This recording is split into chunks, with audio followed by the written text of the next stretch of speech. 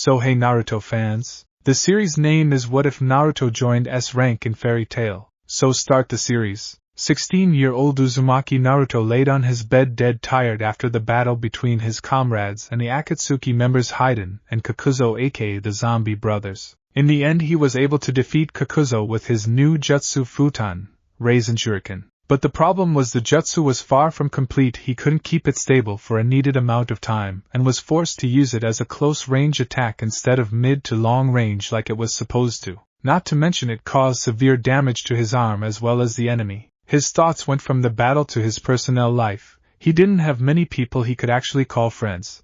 There were Rock Lee, Niji Hyuga, Shikamaru Nara, Choji Akimichi and Sai and the Suna sibling, but they were in different countries so they couldn't see each other. His love interest/teammate Haruno Sakura, but he had to admit that it was rather one-sided since she had eyes only for their former teammate turned traitor Uchiha Sasuke, or how most people call him, the last. Uchiha, he betrayed Konohagakure no Sato for Orochimaru of the Densetsu no Sannin. To him Sasuke was like a brother, but the bond got severed the moment he shoved a Chidori, 1,000 birds, into his chest at the Valley of the End. Jiraiya and Tsunade were very important to him. The self-proclaimed super pervert made him his successor, which filled him with no small amount of pride. Tsunade was probably the closest thing he had to a mother in his life. The Toad Sage and the Slug Princess were the people who cared about him the most. His Jonin sensei, the copy ninja Hatake Kakashi. Well, Naruto doesn't consider him a teacher for the reason he ignored him in his early post-academy days in favor of his traitorous teammate. Hell, he even taught him his signature was basically forced to help him with combining his natural element with the Rasengan, spiraling sphere, and that's when it hit the blonde like a ton of bricks. The orange-clad shinobi didn't have any relations outside of professional with the silver-haired Jonin, and frankly he wouldn't care much if the copy Nin died. Now that made him feel uneasy. If you asked him what kind of person his sensei was, his only answer would be, he is sort of lazy and is always late. Naruto didn't like that. He was going to get to know his sensei first thing tomorrow. When Naruto walked to Kakashi's house, he ignored the glares and scowls he got every time he was out of his apartment. His thought drifted to the village, and he honestly wasn't happy here and felt like a fool for trying for so long to show them that he is more than a demon, that he is a person worthy of respect. When he was young he had memories of the mobs they formed to beat him.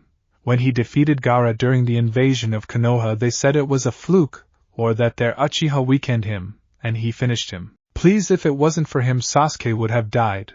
But enough of those thoughts. He continued to walk to Kakashi's house. It was a normal morning for one Hatake Kakashi. He drank his tea, showered, etc. When suddenly the door knocked. He went to check out who it is, and to his surprise it was his sensei's son at the door, so he unclocked. "Yo Kakashi, what's up?" said the young Uzumaki with a smile. "Naruto, what are you doing here?" asked the Hatake curiously. For a moment he took note that the blonde didn't call him sensei but shrugged it off just as quickly. "Is it a problem?" asked Naruto in a mock-hurt voice. "Well, come in then," said the masked Jonin with his signature eye smile. When the blonde-haired ninja looked around his teacher's apartment, he could see it was what a normal person would call a regular apartment. Nothing cheap, nothing expensive. The one thing that got the orange-clad ninja's attention was a desk with a lot of pictures of the old Team 7, a picture of Team Minato, and the silver-haired Jonin's father Tsukumo Hatake, also known as the Shiroikiba, White Fang. "Something you want to talk about, Naruto?" asked the son of the White Fang. "Yes, there is, Kakashi," said the blonde seriously. Kakashi was surprised that his student wanted to talk to him about something serious, and started to pay attention to the conversation. "You see, sensei, to be blunt, I don't know you and I don't care about you. I mean, you can die, and the only thing I would say is something like, oh well, too bad. What I mean to tell you, sensei, is that we don't have a real bond. We don't have the sensei-student bond, nor do we have a bond of friendship, and I want to change that," said Naruto with a smile. Kakashi's first thought was that they had a bond, but then he thought about it, and realized that his student was right. They didn't share a bond, and he also wanted a bond with his sensei's legacy. Even when they were training his wind element, he only did the bare minimum. He didn't teach him any jutsu, and felt ashamed of himself. If it was Sasuke, he would have gone far beyond the minimum. "You know, Naruto, I think you are right about it. We never formed a bond, so what do you say tomorrow, you and me at the usual training ground, so I can teach you wind ninjutsu?" said Hatake with an eye smile, playing on the teen's lust for knowledge. Naruto was a bit hesitant because when he trained with Kakashi he would only get the bare minimum. The silver-haired Jonin saw he was hesitant, and knew the reason why, so he added, "For real this time," said the Sharingan user. Naruto smiled at that, since he could see his sensei was serious this time around. "Hi, Kakashi-sensei," said Naruto with enthusiasm clear in his voice. "Okay, bye Naruto, bye, see ya tomorrow, and remember at 7 o'clock," he finished. "Sayonara, sensei," said the blonde as he shied, body flickered away. "Yeah, a real sensei this time, Kakashi." "Now to devise a training regime," said Hatake. The next morning, Naruto stood there with his normal orange and black jumpsuit ready to with a puff of smoke. "Yukaka-sensei," said the blonde-haired genin. "Naruto," replied the leaf jonin. "Naruto, listen up, we are going to start with a C-rank jutsu. It is called Futon. Daitapa, after that Futon, Kamikaze, Futon, Renkuden and Futon. Atsugai," said the silver-haired man. "Futon. Daitapa is a relatively simple technique that creates a sudden gust of wind, but its scale varies greatly on. That can go from a single push to a shattering tree. The hand seals are tiger, ox, dog, rabbit, snake. Now go ahead and try," said the elder shinobi. The Futon Atsugai, a tornado-like mass, is compressed until it has a very high density and is then released. The wind pressure is raised to its highest limit, and once the technique hits the target, the resulting blast sweeps everyone off there. The technique is used by someone who has mastered wind nature transformation. The blast can hit a vast range, inflicting massive damage on both the target and their surroundings, explained Kakashi. "Hai Taju Kage Bunshin no Jutsu," and then 200 clones came into existence, each ready to start the training with vigor. "I will never get used to seeing so many clones from one person," thought Kakashi. He then lifted his headband and used his Sharingan to see the chakra flow and started to instruct the Naruto clones how to do their jutsu properly. Futon, Renkuden, it is the air of the large quantity of chakra needed into it. It explodes the moment it reaches its target, dealing an enormous amount of damage, as well as leveling anything in its path, continued the teacher. Futon, Kamikaze, the user releases a gust of wind that forms several small tornadoes, and with that he finished. "Can you show me, sensei?" asked the young genin. "Sorry Naruto, I can use every element except wind," the jonin said. Naruto cried anime tears at that statement, until it was time to get started to train. That's when the Uzumaki became calmly serious. They continued to train like this for the next month, and to his shock Naruto learned every single jutsu. Naruto was by all means a genius, and he couldn't see it for all their time as Team 7. With every training session Kakashi got learned more about Naruto, and their bond grew stronger. "Yash, sensei, I did it, I mastered all the jutsu, believe it!" exclaimed the happy blonde. "Amazing, 1 month and he can use them as if he was using them for years," thought the copy nin. "So Naruto wanna get some ramen?" said Kakashi, smiling. He of course knew the answer. "Yes to Ichiraka," proclaimed Naruto. "Ichiraku ramen." As they were eating there was some small talk between the two. Kakashi was happy finally being a sensei. If he had to be honest, training with Naruto was fun. When he was training Sasuke for the Chunin exams it was sort of boring considering the Uchiha wasn't a very talkative person. The second he learned the Chidori he demanded to be taught the Raikiri, lightning blade. But the more time passed the Hatake started seeing Naruto getting close to snap at the villagers. If the death glares he was giving them was a clue, he was gonna ask his student about that. "You know Naruto, I can see you are getting angry at the villagers," stated the student of the yellow flash. "You see Kakashi-sensei, I am tired of having to prove myself to them time and time again. Every time I accomplish something they just ignore it and think it was a lie or a fluke. Honestly, I don't give a fuck about what they think about me," said the blonde-haired shinobi with anger in his voice. "Do you want to know why, sensei? I have a good guys. Why don't you talk to your friends about it?" asked the curious copy nin. They wouldn't understand. Most of them grew up loving Konoha and everything about it. They didn't get beat up on their birthdays or got denied food and clothing. No, they grew up with the different side of the good people of our village. "I honestly don't want to become Hokage to these people," said the Uzumaki. Kakashi heard the word good spoken with some much venom in the young man's voice. He sighed, and he knew his student was gonna blow up soon, so he better negate it. When suddenly came in the stand his other student Haruno Sakura. Sakura was wearing a white shirt, a black knee-length skirt. She was currently looking for Ino, but then she saw her teammate and sensei in the ramen stand Naruto loves so much. "Sakura-chan, what's up?" shouted Naruto, which earned him a hit in the skull from Shure's pink-haired teammate. Kakashi's eye widened. One moment the blonde was angry and the next he was super happy. Kakashi didn't need the Sharingan to see that. The blonde was putting up a mask. He then felt ashamed in himself that he was so blind to his blonde student. Then he got a little angry at his pink-haired student. She disrespects the Uzumaki, claims to know him better than anyone, and yet she hasn't picked it up for so much time? Plus, why does she have to hit him in the head every time for the smallest thing, and better yet, why was his male student taking those hits? Oi, Kakashi-sensei, why are you here? Asked the confused Pinkite. We were just done training Sakura, answered Kakashi. Yeah, I learned a lot of new jutsu, Sakura-chan. The Uzumaki grinned proudly. Really, Naruto, which jutsu did you learn? The female member of Team 7 asked curiously. Sorry, Sakura-chan, but I can't tell you, said Naruto. And why the hell can't you tell me? Questioned the angry Haruno. She was 2 seconds away from pounding him into the ground.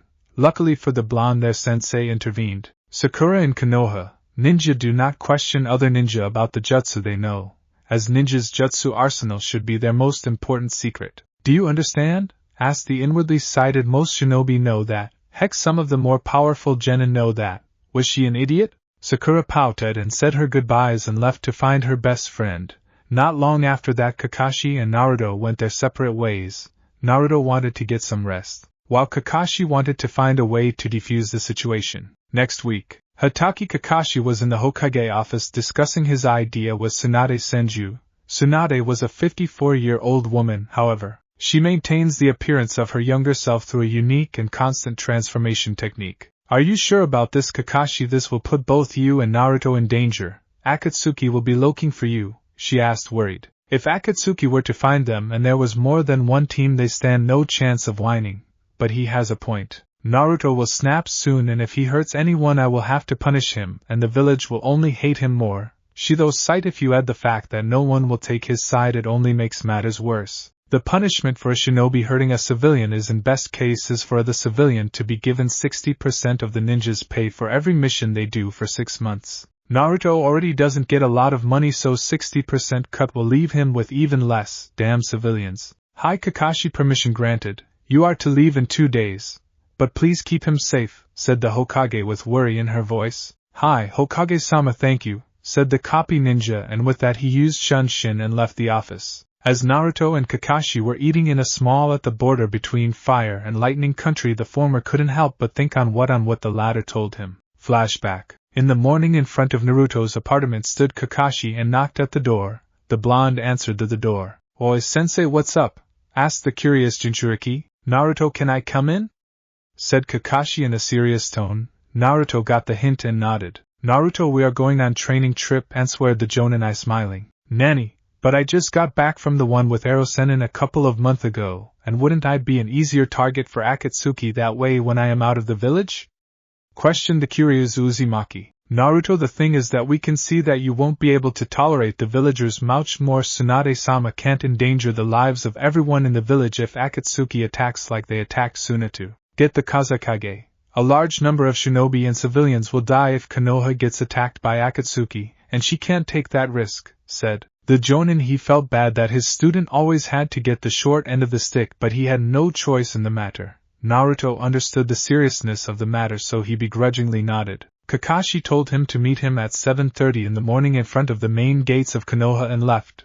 The night, Kakashi wrote a lot of important things for the training trip in a scroll. Next morning, 7:30 at the main gate. It was a peaceful morning and our blonde hero stood there waiting for his lazy teacher, but to his surprise the normally late Jonin came just in time, and they set out. 1 hour later they were walking in silence. Kakashi felt weird his student hadn't said a word since they left the Leaf Village. Ma Naruto, I don't remember you being so silent when you left with Jiraiya-sama. Am I such a bad company? Said the silvered-haired man, trying to lighten the mood with a joke. Naruto chuckled at that. Kakashi-sensei, have you noticed how I always get the short end of the stick? Asked the blonde in a serious tone. Kakashi stiffened for a moment. He knew his companion was going to ask this question sooner or later. Yes, I have, said the Jonin with a sigh. He knew the question will come, but he hoped it would be when the orange-wearing ninja had cooled down a bit. I am getting sick of it. Why does it always have to be me in these situations? Ever since I was born, the Yondaime sealed the QB in me to our current situation. If we get attacked by 2 teams of Akatsuki, we are dead, but they don't care. All they care about is their own safety. If we die, it won't be such a shock, since it's normal for shinobi to die in these situations. It was all according to the plan. But if the village gets attacked, then everyone panics since it wasn't according to the plan. Am right, sensei? When those words left the blonde-mouthed Kakashi was shocked. At first he thought that the genin's distaste was only for the civilians of the village, but his current words proved otherwise. In short, the bijou holder wasn't a fan of his home. Plus he never knew the Jinchuriki had a way with words. The elders in the council are schemers. They think that we won't get their true intentions. So sensei, how much will our time out of the village be? Said the last Uzumaki. An undisclosed amount of time, or until we are needed to go back to the village, answered the Hataki. Which works out perfect for them, responded the Naruto. After that they walked in silence while the copy nin was digesting the words his student told him. And honestly he got bit angry that they would put them in a 90% chance of death situations just so they could feel more safe. 1 week later they started training their teamwork so in the chance they are attacked to have a higher chance of whining. Naruto was able to master Futon. Raisin Shuriken, he can use it without hurting himself in the process, plus he can also throw it. But the reason why Kakashi was proud of him was that his student took a liking to the Ika Ika series. He let loose tears of happiness which made Naruto's sweat drop at his sensei antics. Present time. You know sensei, you never really told me what was it like when you were a genin, asked the curious new reader of Ika Ika. Kakashi had a faraway look at the memories of his team. Well, Naruto, my team was really similar to Team 7, answered Kakashi. Naruto looked surprised at that. What do you mean by similar, sensei? Said the now really interested blonde. My teammates were Uchiha Obito and Noira Rin. Obito was goofy, unserious, and was always late. He considered me his rival while I at the time didn't acknowledge his strength, and considered him weak, but he proved to be far more powerful than I ever thought he was. He also fell in love with Rin, but she at the time had a crush on yours truly. But that's where the similarities end, as when me and Obito argued she never took sides, instead she played peacemaker, said Kakashi before taking a breath and continued. During the Third Great Shinobi World War, me and my team were stationed at Kanabi Bridge in Grass Country. At the time my straight was low jonin, Obito was high chunin, and Rin was medic nin with, like most medics, low fighting capabilities. During the mission Rin got kidnapped by IWA Shinobi for interrogation.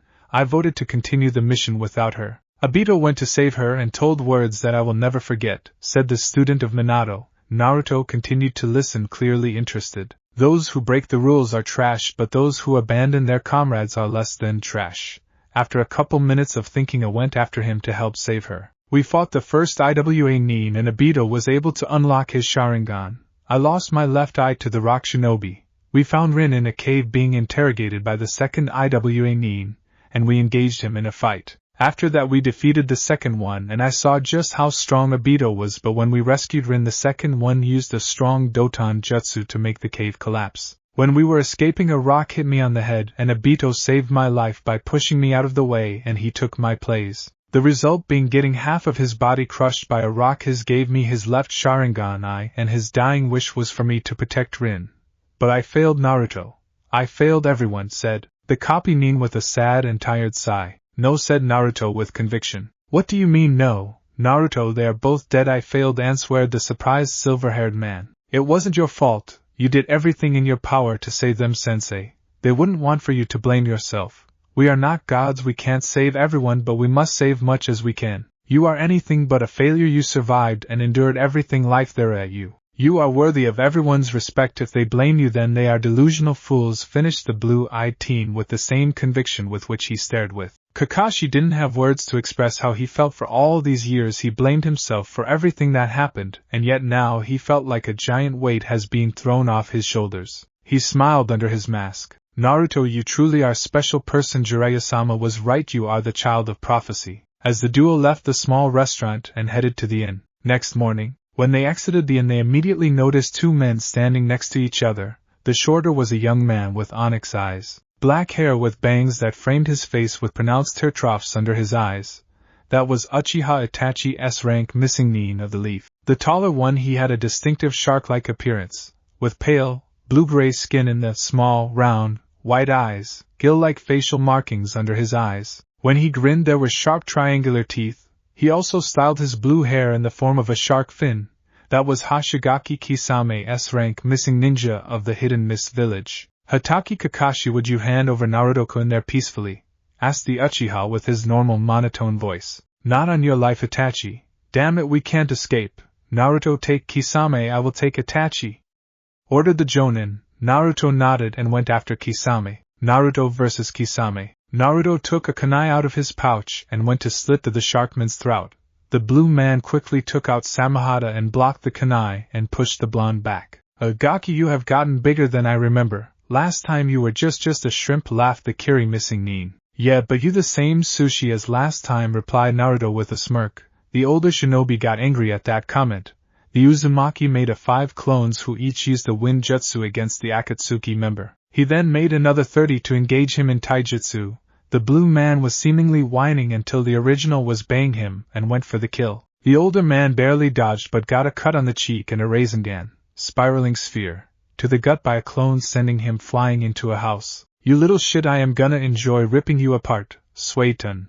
Baku Sui Shoha, water release. Exploding water colliding wave. Immediately after that a large mass of water started cascading down to the blonde. Said blonde countered with Kuchios no Jutsu, summoning jutsu.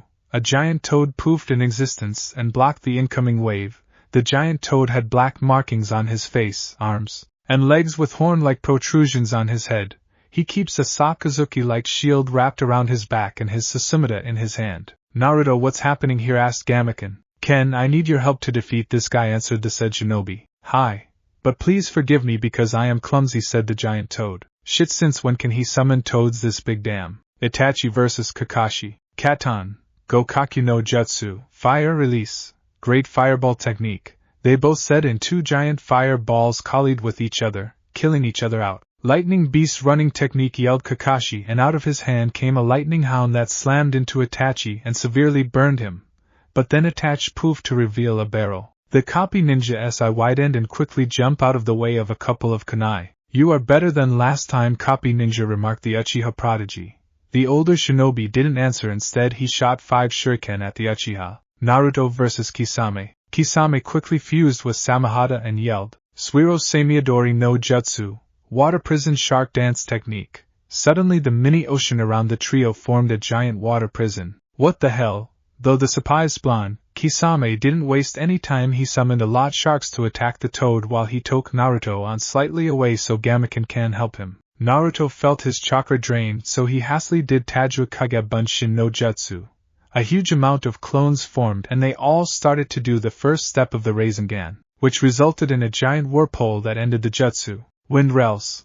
Drilling air bullet, Kisame heard someone say. He didn't have time to react and got hit head-on with the jutsu. Can keep him busy, I am gonna help sensei. He is in a genjutsu, yelled the Uzumaki as he ran to his sensei. Okay, but forgive me if I am clumsy, responded the toad. Kakashi vs. Itachi. What the hell is that? Half-assed, demanded the Konoha Jonin when he saw the giant water prison. That is one of my partner's special abilities. Your student should be defeated within minutes, answered the stoic Uchiha. You shouldn't underestimate my student Itachi. He will find a way, answered Kakashi. Why do you have so much faith in your apprentice? Asked an interested crow user. Because he is the one who is going to bring peace to the world, answered the leaf Nin with conviction. Ephemeral, said Itachi.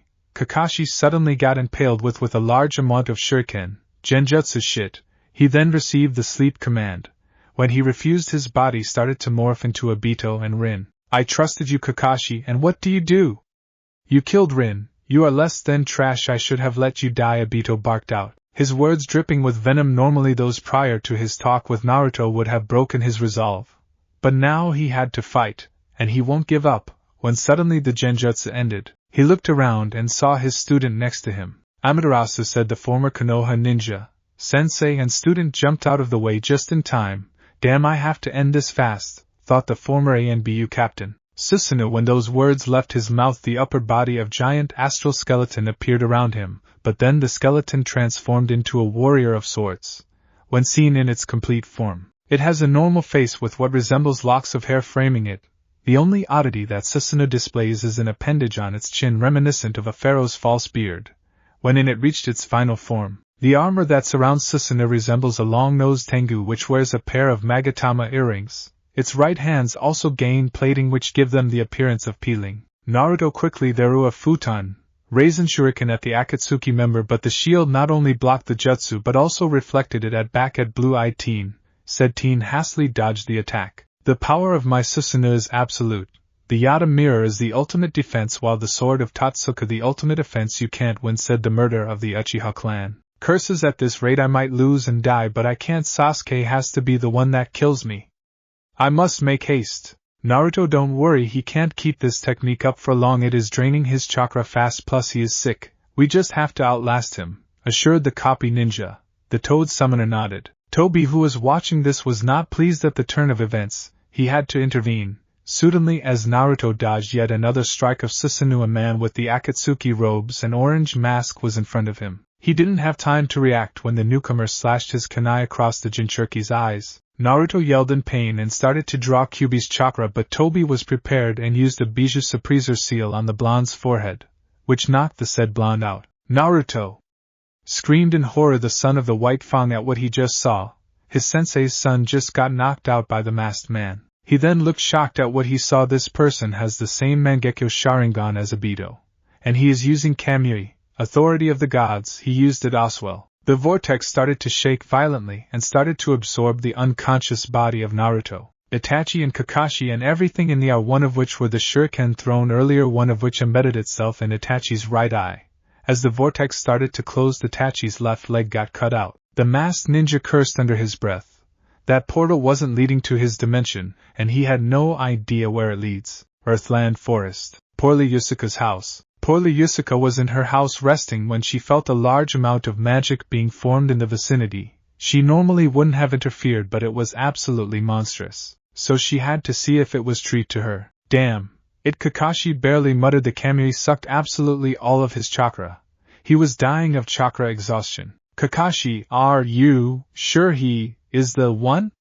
Asked the dying Uchiha, who was losing too much blood too fast. He was going to die a squeal. Yes, responded the dying copy Nin. Poorly Yusuka arrived the scene before her. She saw a teen with slashed eyes, a dying young man without a leg, and another man who looked to be dying as well. What's going on here? She asked. There was silence before the one without the leg said, Please, give our red eyes to the blonde Gomen. Little brother, I can't give you the revenge you desire, but I must help the child of prophesy. Itachi's arm moved to the unconscious teen's stomach and placed his chakra in the seal matrix. Kakashi did the same. HAIPLE-ASE and give him scroll in my BA pack, and with that the life in them disappeared. On that day Hatake, Kakashi, and Uchiha Itachi drew their final breath. 1 day later, Poorly Yusuka honored their dying wishes to give the boy their eyes. The transplant was successful. As Naruto woke up, he felt different. He was able to see crystal clear, way better than ever before. Then his memories came back to him. Kakashi-sensei, he shouted. The door opened, and in came a slim and tall elderly woman with pink hair, tied in a bun on the back of her head by 2 large pins with crescent moon-shaped edges, and with 2 bangs of hair left framing her face, with reddish eyes. If you mean a white-haired or black-haired man, then I am sorry to inform you they are both dead, she said with a solemn voice. Naruto's world shattered. What do you mean dead? He can't be dead. There is no way he is dead, responded the new Sharingan wielder. This was Hatake Kakashi that we're talking about, not a regular shinobi. He can't just die. But he left a message for you, she said, and handed him the scroll. Naruto opened it and read it. It said, To Uzumaki Naruto. Naruto, if you are reading this, then I am dead. I want you to know that you are like family to me, and you helped me a lot more than you know. The night I am writing this is the first in a long while where I don't feel eaten by my guilt. I can safely say that I have died with only one regret, not being able to know you longer. I want you to know that in the big scroll is written every jutsu that I know. With you shadow clones, you will be able to learn most of them, I am sure of that. Become strong and protect those that are precious to you. Find happiness. If you can't find it in Konoha, then leave. You deserve happiness. I want you to know that there will be strong opponents along the way, so become strong. I am proud of you, my greatest student. Goodbye, from your sensei Hatake Kakashi. Naruto fell on the floor crying for the lose of his sensei.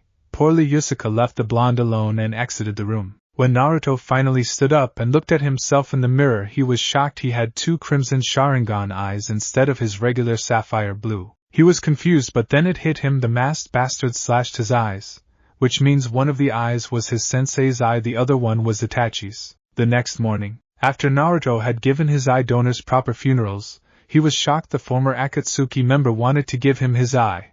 Then he explained to Poorly Yusuka about where he came from, what he remembered, and about his life. She was shocked to hear what life he had as a child and heard her mutter damn humans but didn't ask what she meant by that. She in turn explained to him about Fiori from magic and mages to guilds and geography and also gave him a map. She wondered how he had no scars from where the slash wound was but didn't ask him. The elderly lady also told him about fairy tale, but the blonde wasn't ready for something like that. Thank you poorly Yusuke-bachan, if you ever need anything just tell me and I will come, it is the least I can do for you. Okay.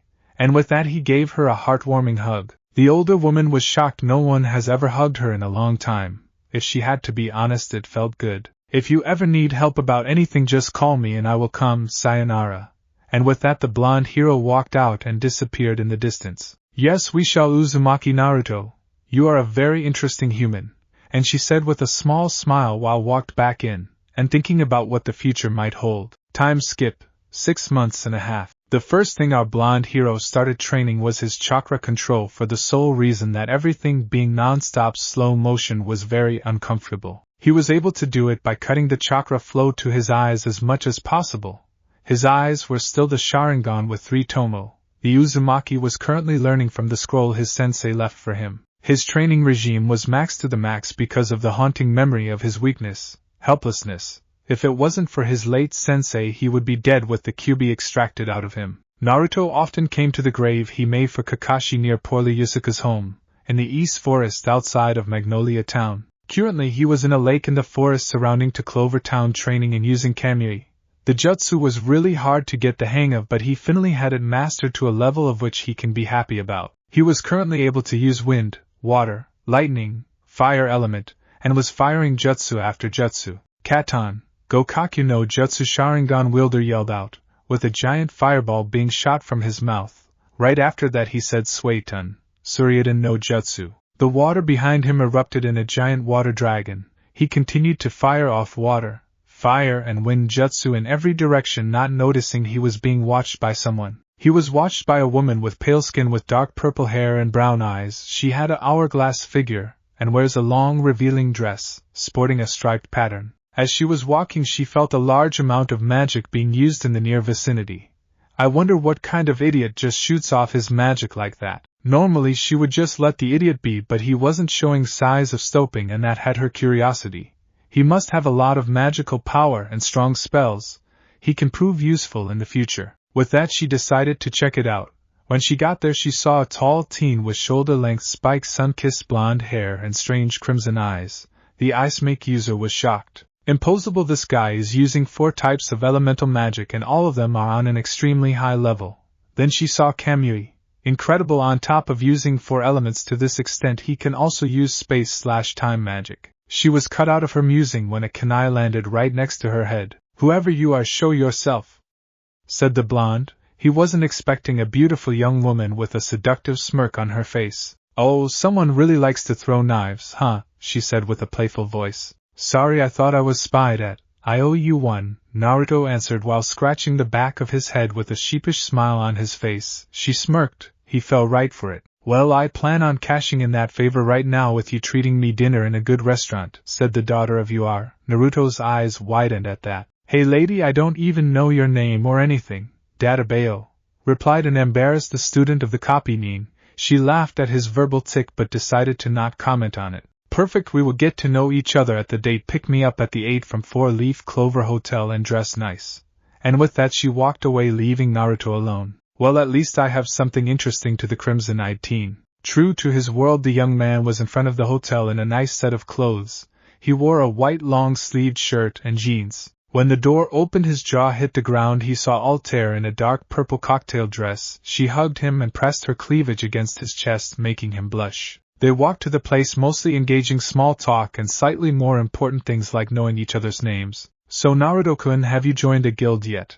A strong young mage like yourself with a lot of potential must be every guild master's dream, she asked. The former Leaf Shinobi's eyes saddened. I don't think I am ready for something like that. I recently lost someone precious to me. I just don't feel ready yet, the ninja answered. She inwardly smirked, perfect confused. Her doesn't know many people from around here. He will play right into my hands. She placed her hands on top his and said some comforting words to him. After their date they went to her hotel room and had a night of passion. Next morning, damn, he has a lot of stamina. And he was so big. The blonde awoke next to her. Yo, Altair-chan, good morning, said a really happy Uzumaki. Best morning I had in a while, Naruto-kun, she said truthfully. And that is how the meetings between Altair Milkovich and Uzumaki Naruto began. For the next 6 months they had a lot more meetings. Naruto continued to get stronger and learned a lot more jutsu. He was happy finally in this new world he had someone precious to him. As he was walking he sensed magic being used and a battle being fought. He was curious and decided to see if someone was in trouble. To his surprise he saw Dark Mage Erigor, the Shinigamian Natsu of Fairy Tail, with the pink-haired dragon slayer being on the losing side of the match because of the Eisenwald Mage's storm mail. The Sharingan user started walking towards them to assist the Fairy Tail Mage. Natsu was having a very hard battle with Erigor of Eisenwald, because the older mage could make all of his fire attacks with storm mail null and void. What's the matter, Flea? Have you finally gotten it off your thick skull that you are nothing compared to me? Yelled out the silver-haired mage at the younger one. Natsu was just about to make a comeback when suddenly a stranger started walking towards them. He was tall and had spiky sun-kissed blonde hair that reached down to his shoulders. Naruto's haircut is a wilder version of Minato's haircut.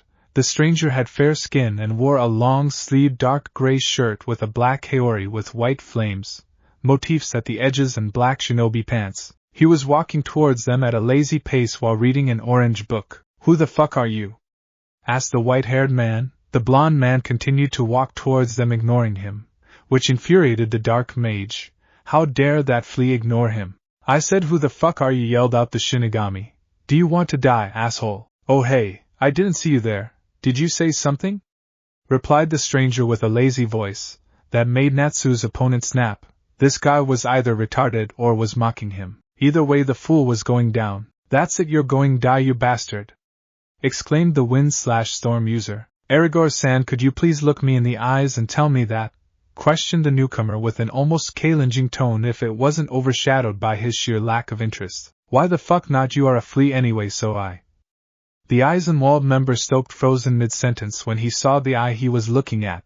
Both were deep red. One had 3 tomo, the other one had the shape of an elongated tri-bladed shuriken. Tsukuyami, he spoke silently. Tsukuyami world. Erigor was in world with red moon casting a red light throughout his surroundings with a cloudy atmosphere. You are Uzumaki Naruto, the crimson-eyed god, exclaimed a very afraid dark mage, and for a good reason. This guy was famous for traumatizing his victims and putting them in a coma. Some people who awoke even say don't look the devil in the eyes. He was just about to learn firsthand why you shouldn't look him in the eyes. That's me. What gave it away? Were it my red eyes or were it the clothes and blonde hair, huh?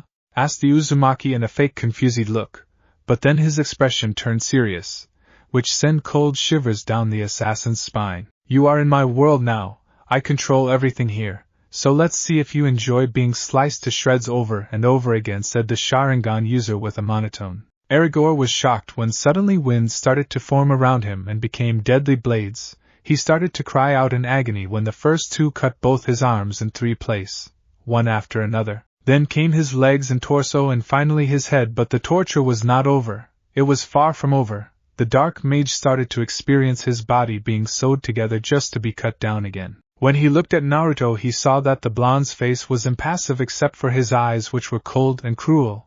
He understood why they say he was a devil. Real world. Natsu stood there watching the encounter when suddenly, after a couple seconds of silence, Erigor started screaming in terror and blacked out. He quickly looked at the stranger and saw his left eye bleeding, and with his dragon hearing he heard the spell being said by the blonde. He wanted to fight this guy since the said person was able to defeat the Eisenwald's ace with only looking at him. But just before he was about to challenge him, Urza and their group arrived. Natsu, are you and happy alright? Asked the worried redhead. Natsu may be strong, but Erigor was merciless. If Natsu was cut, she didn't want for the wounds to get infected. Aye, Sir Happy quickly replied. Urza sighed in relief, but then she saw a black-wearing man walking towards them. Where are they going to use Lullaby?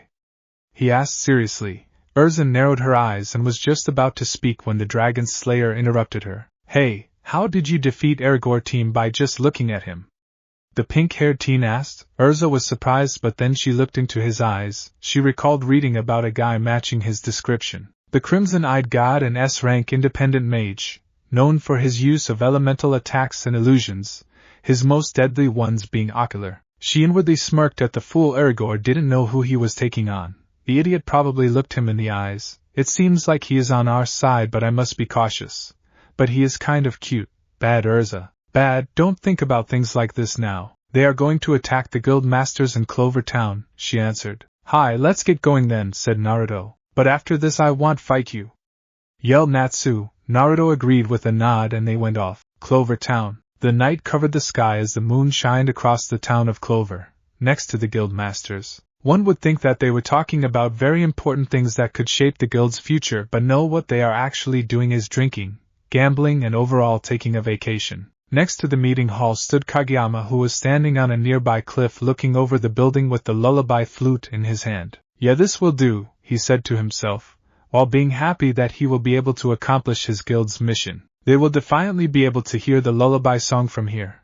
Finally, the time has come when we'll have our revenge on the legal guilds, he thought. However, before Kageyama could put the demonic flute towards his lips, the sound of smooching came from behind a bush. There are some hot little numbers in this one, haha, an old voice said, causing Kageyama to blanch slightly. When Kageyama turned around, he had to take a step back when he saw Master Makarov sitting there with a Sorcerer's Weekly magazine and looking at the pages with the girls in lingerie while giggling like a pervert. Oh, what am I doing? I need to catch up to those idiots before they destroy a whole freaking town. Makarov thought about the team consisting of 4 of the most destructive mages in his guild. Leaping up from the spot he was about to walk off before his eyes caught a mage staring at him from the corner of his eyes, making him become a nervous wreck. Makarov quickly put the magazine behind him. It's not what it looks like, he said, making Kageyama's sweat drop. I was just looking at some potential new mages to join my guild, that's all, lied the dryer. I don't care what you're doing, Kageyama said, deadpanning at the older mage. You have been hurt, young man. You should not be wandering around the woods in that kind of condition, Makarov said, looking at Kageyama's injured form. You're probably right, he said before he got a good look at the older man in front of him. Wait, is that Makarov of the Fairy Tale Guild? Why do I keep running into these fools? Perhaps I have someone to test the flute out on, he thought, smirking internally. Excuse me, sir, he said, getting Makarov's attention. I don't suppose you would mind hearing my song. They would not let me play it where I come from, and I could really like someone's opinion on how good it sounds, lied the shadow user. That's a very creepy-looking flute you have there, young man, Makarov said, making Kageyama chuckle. I know, but it has a very beautiful sound, he insisted, making Makarov sigh. Well, I should really be going, but I guess one song could not hurt, he said as he now stood in front of Kageyama waiting to hear the song. Okay, young man, I'll listen to one of your songs, accepted the guild master. Okay, thank you, sir. Be sure to listen very carefully. Very carefully, he said, thinking the last 2 words in his mind. Slowly Kageyama brought this flute up to his lips, now only inches away. This is it, he thought. This is what I and the entire Eisenwald guild have been waiting for. I will do what not even Aragorn could do and will defeat the master, starting with the master of Fairy Tale. Who would want to join a legal guild anyway? They suck. Those Fairy Tale guys are too weak to be talking such big talk. The lullaby song will be our revenge against those who stripped us of our ranks and forced us into the darkness. Well, I have not got all day. I have a thing I really must do, so play your song, Makarov said. Yes, they will be finished, Kageyama thought. His lips now touched the flute, ready to kill the old man. Scene change. Naruto and the Fairy Tale mages were currently going fast to Clover to stop the Eisenwald mage. Urza told her guildmates to not question him on why he is here for the time being. Only she as leader will do that. Why are you helping us? The reedhead asked. Not that she wasn't happy with having another S-class mage helping them, but she had to. Sure. Because these people are trash that needs to be put behind bars, he answered her, plus they have an item of Zerif. If they are skilled enough to use it, then it would be used to slaughter innocent. That item should be destroyed so incidents like this don't happen. The mages noticed he referred to the Eisenwald mages as trash. Clover Town. With Makarov and Kageyama. Goodbye, fairy trash, he thought, and took a deep breath, prepared to use the flute. However, just before he could blow into the flute, making the lullaby song be heard, a giant hand swatted him down to the ground and pinned him there. Hey, what the hell are you doing? He shouted, but saw the serious look Makarov was giving him. Child, do you really think I don't know a cursed weapon when I see one? He said, shocking not only Kageyama, but the Fairy Tale mages who just arrived and started watching as well. Nothing will change, you know, Makarov said, glancing down at Kageyama. Using that tool, I mean. What would you know? Kageyama shouted at Makarov, causing the older man to sigh and look up at the starry sky. You cannot change the fact that those that are weak will most likely remain weak. But if you ask me, I don't think that is a bad thing. We are only human and all humans are weak by nature. Our insecurities that everyone has are the reason guilds exist and why we all have friends. When we are surrounded by friends and allies, it is easier to stay positive. Think of it this way. If we are clumsy and we stump and tumble into things, but as long as we continue to look forward, everyone's inner strength will be shown. But we have to pledge our lives and live to the fullest. Don't let the dark paths and that silly flute get in the way of that. As Makarov finished his speech, a breeze swept through the area as Kageyama's eyes winded. Listening to the speech Makarov had just said to him. My inner strength, do I really still have it, he thought. Have I really become so low that I would retort to hurting innocent people? Now that I think about it, it's no one's fault but our own. It was our guild's fault for breaking the laws in the first place. Have I really fallen so low? He thought as he was still buried beneath the giant hand of Makarov. Kageyama looked up to Makarov's face, and instead of seeing a stern guild master that would hurt him, he saw an old man with a kind smile who wanted to help him go back on the right path in life. He took a deep breath before he put his head gently on the ground and released the lullaby flute. I give up, I surrender, he said loud enough for everyone to hear him. Good choice, Makarov said, smiling down at him before he heard rushing footsteps coming towards him, and the shouts of Master being heard. He turned around to see Urza, Natsu, Gray, Happy and Lucy running towards him with a teen he has never seen before walking with them. When they got closer, he inspected the stranger, and recognized him immediately as the Crimson-Eyed God. Someone who was an enigma. From what rumors say, he doesn't kill but sends the more evil ones in a coma. Another rumor, which is more likely gossip, is that he is in a relationship with Councilwoman Altair Milkovich. What the? How did you kids end up in Clover? He asked before Urza brought him into a hug, smacking his head against her armor. Master Makarov, your words touched me so deeply that I was almost moved to tears, said Titania. The wizard's saying was just about the Uzumaki. But before he could, a wave of dark magic erupted from the lullaby flute on the ground, with the three eyes beginning to glow purple and black mist began to shoot out of it. In the sky, a huge purple magic seal covered the sky. I will no longer hold back. I will come forth and devour every single one of your souls. A loud booming voice yelled out. Some were slightly afraid while others just raised an eyebrow. What is that? It's huge. Lucy was so startled that she took a step backwards, only to trip over her own feet and fall on her rear. Ah! We're dead! Happy quickly ran around Lucy, cowering and shaking behind the now seated girl. Yua! I'm starving!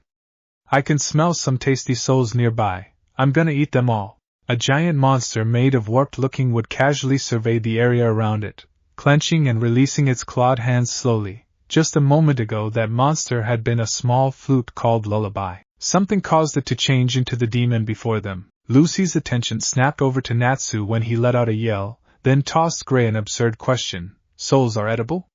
Are they tasty too? Not paying attention to whatever Gray's response might have been, she instead turned her focus towards the guild master, Makarov, who was standing next to her with a pensive look on his face. Several masters of other guilds were also standing nearby. That's a demon, right? How could it come out of a regular flute? Asked a frightened celestial mage. Makarov closed his eyes and sighed. The devil was the flute. It was given a life by living magic, something only Zerif could do. That's probably why the flute had its own name, Lullaby. Living magic? Questioned Lucy. Makarov nodded and looked off to the distance.